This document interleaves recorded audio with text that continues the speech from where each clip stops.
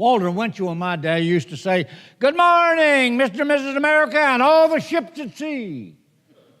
That's how he opened up his broadcast every day. So, since we don't have any women, I would have to say, "Good morning, Mr. America and all the ships at sea." Thank you for inviting me and having me join with you this morning. I'll tell you, you're not a timid group, I'll tell you that. Holy cow, you like to busted my earphones in here. I'm a Methodist, and I'll be a Methodist till I die. They keep telling me that. And in the Methodist Church, we sort of operate military-wise. We get a preacher, and if he doesn't do good, or we don't like him, we just transfer him to somebody else and let them take the problem. We had one of those situations, and we got a new preacher. We announced that we're getting a new preacher, and he knew what the problem was within the church. We weren't getting along very well. So he said, "I've got to do something to stir this church up." So he put out an announcement. "Be sure and be there on this particular Sunday because you will be absolutely surprised and amazed." And he created a want to be there. Well, the church was full. Wondering what the heck he's going to do. Church time, no pastor. Waited. They began whispering with each other, Wonder where he is. Wonder what he's doing.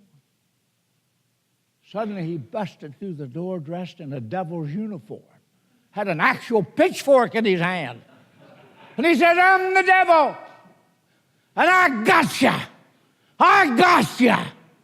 There's no World War II guy sitting way in the back, couldn't hear himself burp.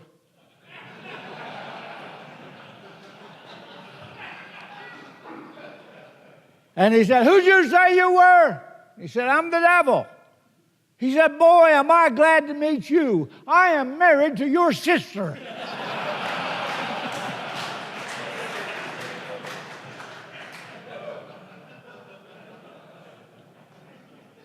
I grew up in a home, we had a Bible. But nobody ever touched it except Mom. It was never open to read. This was our record of all the births and deaths and marriages and things that we needed to keep a record on. I wouldn't have had a birth certificate if it hadn't been for that Bible. Because nothing was recorded in the courthouse to say I even existed. That was the only record. So we kids were never allowed to touch it. It was one of those great big things. Of course, in the eye of a youth, it looked bigger than it really was, I guess, but it was big. I got ready to go into the Marine Corps. And I went in to enlist because somebody that I'd never heard tell of by the name of Japanese were trying to take my country and my freedom away from me. And I'm not going to let that happen if I can do something to stop it. Most of us felt that way at that time because most of us in my community, a country community, we certainly had never heard of Japan or the Japanese. We knew very little of what had happened at Pearl Harbor. We'd never heard of Pearl Harbor. I didn't even know we had a South Pacific Ocean.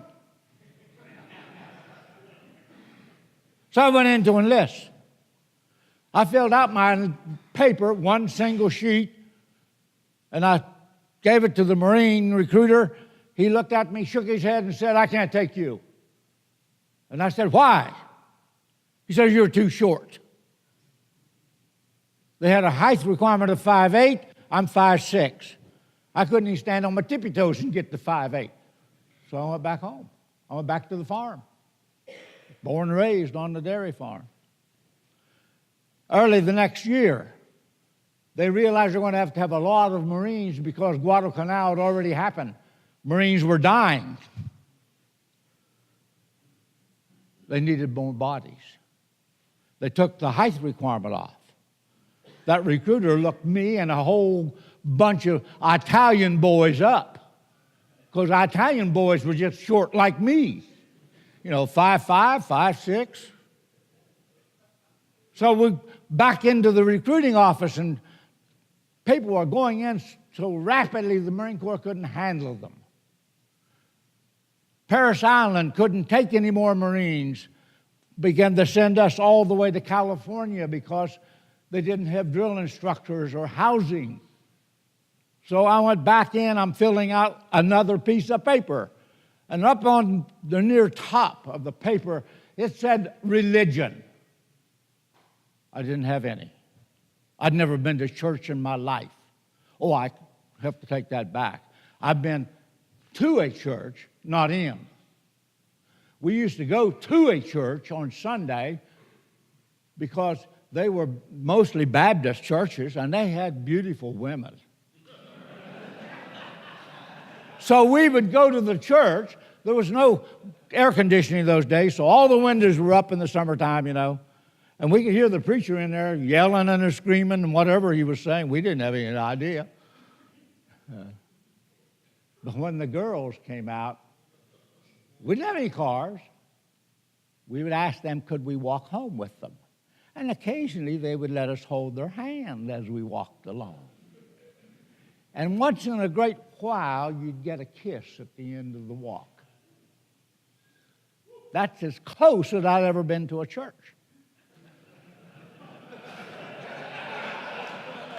So I didn't know what to put in that block that said religion. And then we're lined up to see the recruiter, and the little Italian boy, he was about 5'4". He was standing right beside me. I wondered, what's he got in his paper? So I just kind of leaned over and peeked. He had the letter C in there. Oh, that's what goes in there. Well, I still have my little stubby pencil. We didn't have ballpoints back then. And the ink, if you had to carry a liquid ink with you and a pen. But so we had this little stubby pencil.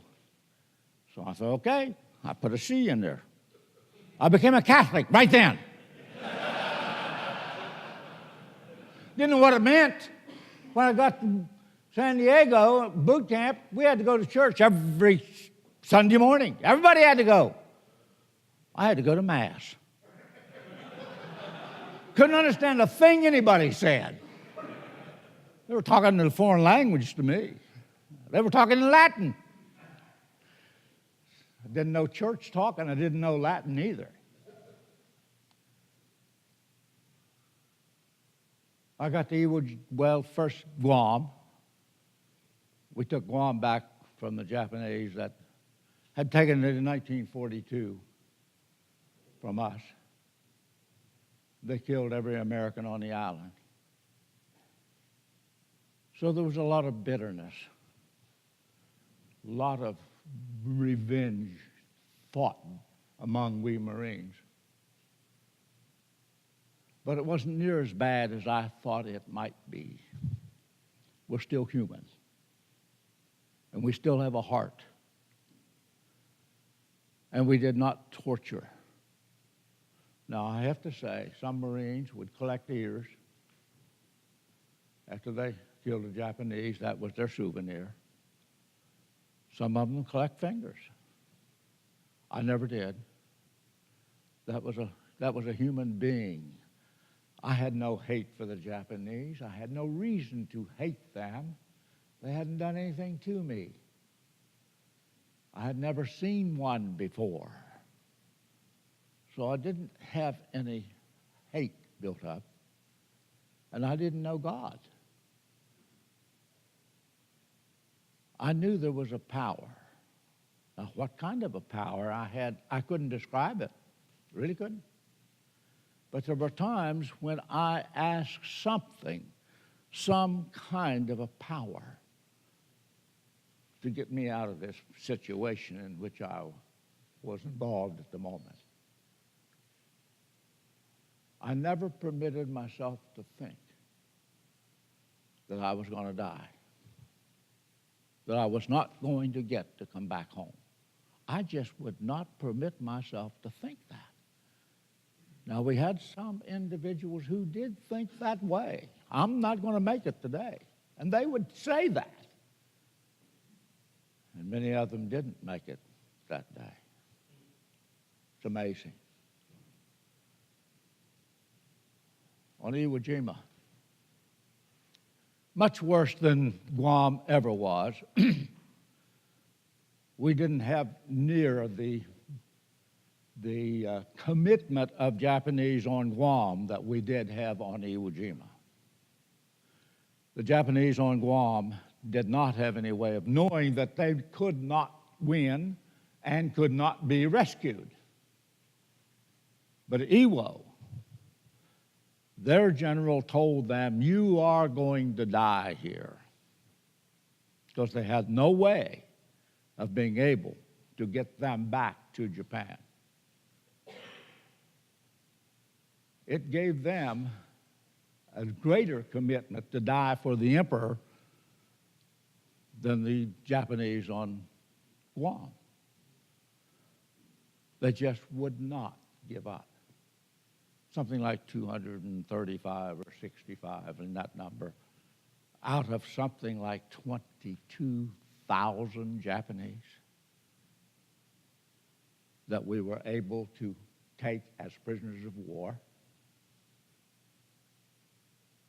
But the only reason that happened is that they had no way of committing hara-kiri. They didn't have a weapon, no way of blowing themselves up, no way of actually killing themselves, and they were so emaciated, and you couldn't drink the water on Iwo Jima. It was sulfur. They did drink it, but it wasn't. They drank only what they absolutely had to have, and it was rationed. They depended on God for the water. They had holes dug so that water would collect in those holes. And then gravity, they would feed it gravity source from the mountaintop to the lower part of Iwo Jima, down into the caves to give themselves water. Once we blew those pipes up, they had no way of getting water. So that was the only reason we were able to get the number we did. I was coming through an airport in Georgia, someplace. The head of the security of the airport had heard that I was coming, and he met us at the curbside and took us through. I didn't even have to take my shoes or coat off. He took us through the security. He had something in his hand when he met us. It looked like a plastic bag. And he said, "When we get to your gate, I want to ask you a favor." All right. So we get to the gate, and he said, "My dad was a Marine on Iwo Jima, and he killed an officer. All the Japanese officers carried a saber. That was their principal weapon. And every Japanese soldier had a flag, his own personal red flag that he wore around his waist, under his clothing. It was his personal flag. Individuals had endorsed that flag before he left home. And I couldn't read Japanese, still can't. But I've been told that it was messages like, "Be safe," or "Come home," or something personal with that individual. They were great souvenirs. I killed an officer on Guam. He had a saber. And the more jewels it had in the handle, the higher rank of the officer. Mine, it had a great number of red jewels. I suppose they were rubies, I don't know, in the handle. And I took his saber, and I got his flag. I'd emptied an M1 in him, so it was pretty bloody. But souvenirs. I put the flag in my pack, carrying this saber, and I'm still got an M1 rifle in my hands, and ammunition strung around my neck, and grenades hanging in my pockets, and whatever. And that saber, I tied it together with some bandoliers and hung it around my neck. And every time I'd run and hit the deck, that thing would whack me in the back of the head. And so I got to do something with this. So I talked to somebody, the first sergeant, the gunnery sergeant, somebody. And I said, what can I do with this? And they said, oh, put your name on it, your serial number and all that stuff. Send it back to supply. They'll take care of it for you. They did. Yep. So, it's in the mail. I never got home with it. I did get home with the flag. When I got home, married immediately. I'd been engaged to this beautiful woman. I always called her a Methodist angel. We married immediately, and I taught her how to do our socks. In the Marine Corps, we did socks a certain way, didn't we? Yes, we did. So I taught her right off, you got to do my socks this way. How important are socks?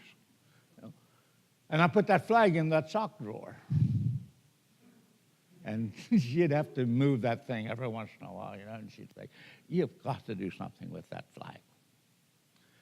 So finally I did. I gave it to what we call a cultural center in West Virginia. We don't have museums. We can't afford those. But the Culture Center has all of our stuff from Civil War on. I gave it to them, just as I hoped an educational piece. Well, this Marine said to me, my dad brought back a flag and a saber. He hung the saber on the wall in his office and put the flag in the drawer. And he told us kids, do not touch either one of those. And he said, I was sitting with him. He was dying of cancer, and I was sitting with him. And he said to me, you, as the oldest son, you get the saber. But I want you to find some place to put this flag so that it will not be destroyed. He said, I don't know why he wanted that. Don't understand it, but that was his last request. And he said, I've contacted museums, military as well as civilian. I can't find anybody who wants it. It doesn't have any historical value. He said, can you tell me where I can, put this flag? And I said, well, by chance, I put one in our culture center. Maybe they'll take yours. Well, one of my grandsons, Brent, was with me, and he was standing right close by. And he said, well, Peppo, we're going back to Japan. This is in November. We're going to Japan in March. Why don't you take that flag back and give it to the Japanese? Maybe they can find a relative of that individual. Would I have done that if I wasn't a Christian? I don't think so. But I said, okay, I'll do it. Well, I got home. I thought, well, if I'm going to take his back, why don't I take mine back? So I went back to the Culture Center to get my flag. It's the same thing that's true with my rifle. My flag disappeared too. Couldn't find my flag. But I did take his back. My plan was that I was going to give it to their ambassador because Carolyn Kennedy and their ambassador were supposed to be on Iwo when we were there. But 3 days before, she got a threat on her life. So they canceled her out, and when they canceled her out, he canceled out, so neither one of the ambassadors showed up. So now what am I going to do with it? And somebody said, why don't you give it to a Japanese soldier who was accompanying us on our trip to Iwo Jima because he had been captured as a prisoner, he had been blackballed by his society. They wouldn't have anything to do with him. That's why he was traveling with we Americans rather than the Japanese who had come from Japan. Blackballed all of his life because he didn't kill himself like he should have done. So I said, okay, that's what we'll do. So I gave him, he had an interpreter with him. A young lad was pushing his wheelchair because he was in a wheelchair all the time. He was 94 years old. And so we arranged a little ceremony on Iwo Jima, and I gave him the flag I had had wrapped as a gift type thing. He laid it out on his lap, began reading the markings on it, and he said, "These are old Japanese." He was saying that to his interpreter, who said it to me, and he didn't think he would be able to find anybody related to that individual. But he said if he couldn't, he'd put it in the shrine, Kyoto shrine, and it would be kept to perpetuity. Okay, that takes care of my problem. Well, I got home, about 3 weeks after I got home, I got an email from somebody in Japan saying they had located a relative of that individual, and they were taking the flag to the northern part of Japan to deliver it, and did I want to come and be a part of that ceremony? Of course, I couldn't, but there's still a great deal of love in this country, even though we have to kill each other. Somebody in this world, I know Jesus Christ is going to do it one of these days, will just, he's going to take care of the whole thing eventually. But surely there's a brilliant mind living today somewhere that can come up with a solution where we can agree with each other, continue to love each other, and eliminate war. Why do we have to keep killing each other? I don't understand it. We have young men today that are sacrificing their life for people they don't even know. They're not doing it for them. They're doing it for us. Every one of those individuals is a volunteer. A person who volunteered to go and, if necessary, will sacrifice their life for a cause greater than themselves, greater than us, because they are doing something they have been taught. We only know what we're taught. It wasn't until 1962 that I finally got enough knowledge in this empty skull of mine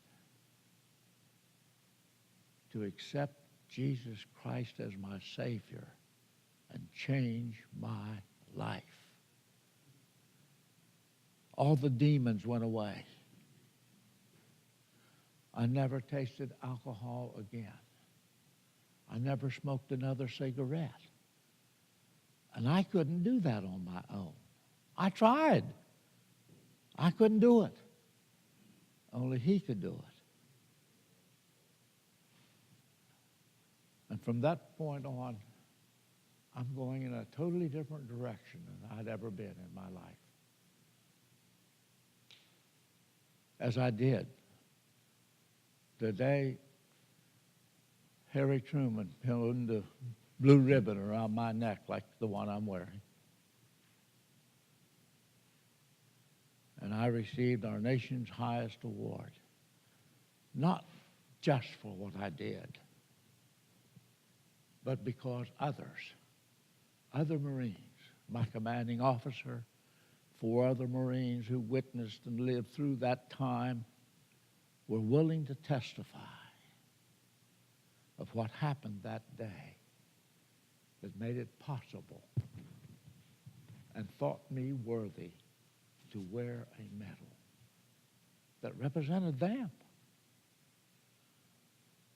2 Marines that day gave their lives protecting mine. So I have said ever since I received it to realize really what I had.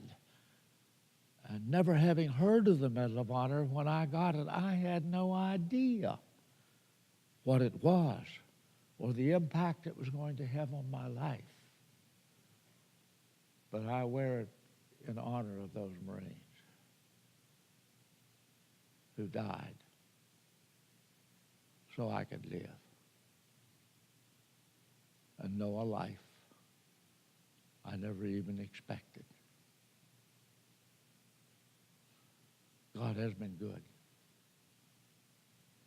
And he tells us, follow me, and your life will be different. Because I walk with you. And he does every day. Thank you very much.